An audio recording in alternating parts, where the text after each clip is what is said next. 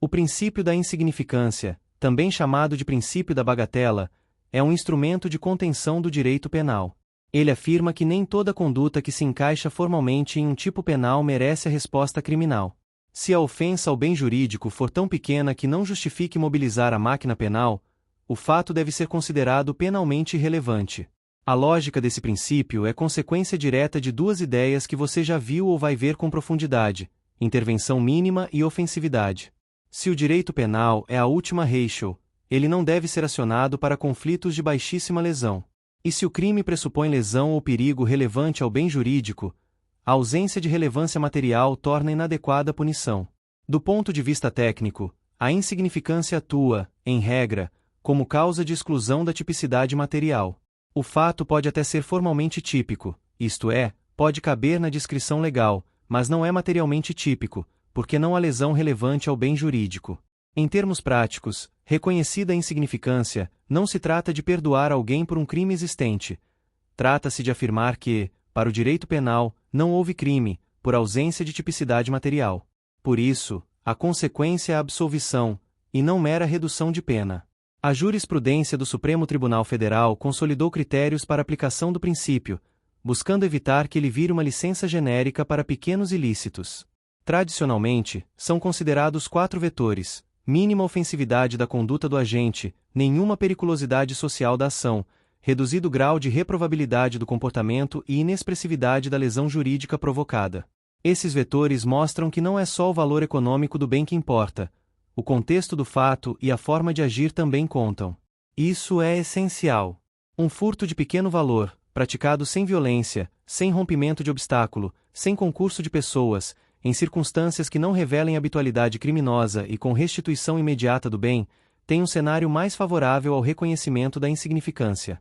Por outro lado, ainda que o objeto tenha baixo valor, a presença de elementos como violência ou grave ameaça, arrombamento, invasão de domicílio, uso de arma, ou atuação organizada, tende a afastar a bagatela porque eleva a ofensividade e a reprovabilidade da conduta.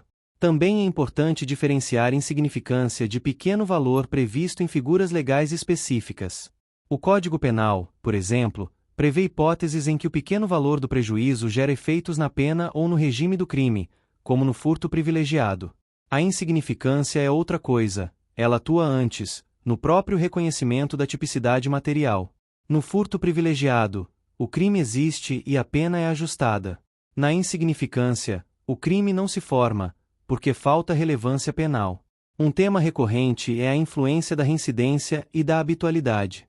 A jurisprudência, de modo geral, entende que a reiteração delitiva pode afastar a insignificância, porque indica maior reprovabilidade e periculosidade social, além de revelar que a resposta estatal anterior não conteve o comportamento. Mas isso não deve ser tratado como automatismo. O debate é fino. Há casos em que, mesmo com antecedentes, a lesão continua objetivamente inexpressiva e o direito penal permanece desproporcional. Em síntese, reincidência pesa contra, mas não substitui a análise concreta da ofensividade do fato. Quanto aos limites, é comum afirmar que o princípio tem aplicação difícil, e muitas vezes inviável, em crimes praticados com violência ou grave ameaça. Nesses casos, mesmo que o dano patrimonial seja baixo, o ataque à integridade física, a liberdade e a segurança da vítima torna a conduta relevante. Também há forte resistência em crimes de perigo abstrato, nos quais o legislador presume o perigo pela própria prática do ato, como certas infrações relacionadas a armas, saúde pública e algumas modalidades de trânsito. Nesses delitos, a discussão costuma ser mais restrita, porque o bem jurídico protegido não é apenas o resultado material imediato, mas a segurança coletiva. Outro ponto sensível são os crimes contra a administração pública. O Superior Tribunal de Justiça possui entendimento sumulado no sentido de que a insignificância é inaplicável a esses crimes, em razão da proteção reforçada à moralidade administrativa.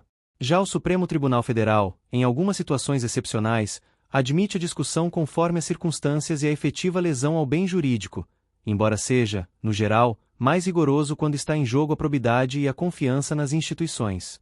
Para o estudante, o mais importante é compreender o fundamento do maior rigor. Nesses casos, frequentemente se sustenta que não se protege apenas patrimônio, mas também moralidade, legalidade e confiança pública, o que dificulta dizer que a lesão foi irrelevante.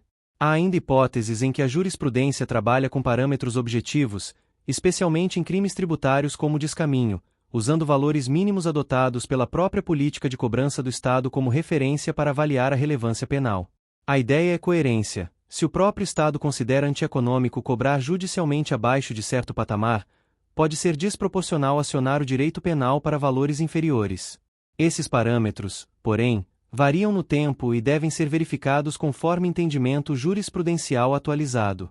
Para fechar, guarde a mensagem central. O princípio da insignificância não nega a existência de normas penais, nem legitima pequenos crimes.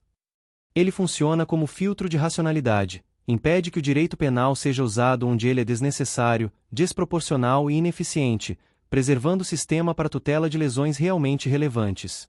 Quando bem aplicado, ele reforça a intervenção mínima, a proporcionalidade e a própria credibilidade do direito penal.